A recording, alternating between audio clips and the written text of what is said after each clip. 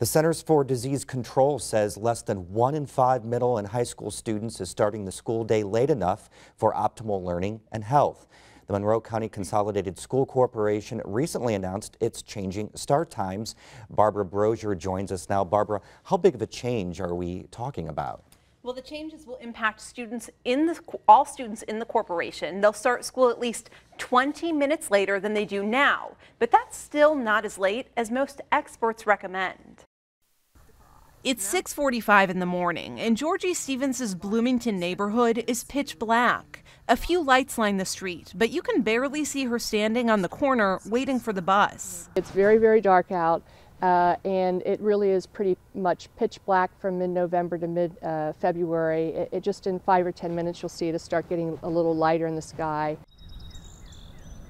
The birds in the neighborhood seem to be more awake than the kids. They're out here in time to catch a bus at 6:50 every day but Wednesday, when the school district has a late start. Our morning routine is our alarm goes off at 6, and even on the late day Wednesday, she will keep her alarm at 6, and she gets up and she watches a little TV and has her cereal and gets dressed. Jenny Stevens is happy her daughter's morning will start a little later come August. The Monroe County Consolidated School Corporation announced last month it will change school start times for all students.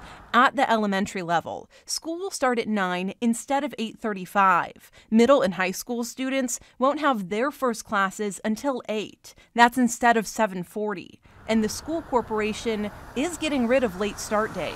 I feel really good that they've moved it back to 8 because I think that just that extra 20 minutes will really be helpful. But it's not quite what the American Academy of Pediatrics recommends. In a 2014 policy statement, the organization said middle and high school students need 8.5 to 9.5 hours of sleep, so they shouldn't start school before 8:30. According to U.S. Department of Education data from the 2011 to 2012 school year, more than 75% of Indiana's public schools started the day before 8:30. The CDC says that it has led to increases in levels of obesity among teenagers, that it can increase rates of depression among those teenagers. There's some evidence, and depending on how you interpret it, that student achievement falls and isn't as high as if they're getting sufficient hours of sleep. The problem is pushing start times back for all students is almost logistically impossible for most of Indiana's school corporations. It would require larger bus fleets, something cash-strapped corporations can't afford. Transportation is also what prohibited us from saying, you know what, across the board, all 11,000 students start at 8:30 a.m. That'd be ideal if we can have everyone start at the same time, but very few corporations are able to do that. So Monroe County came to what it considers a pretty good compromise, and it's a decision the corporation spent years studying before implementing.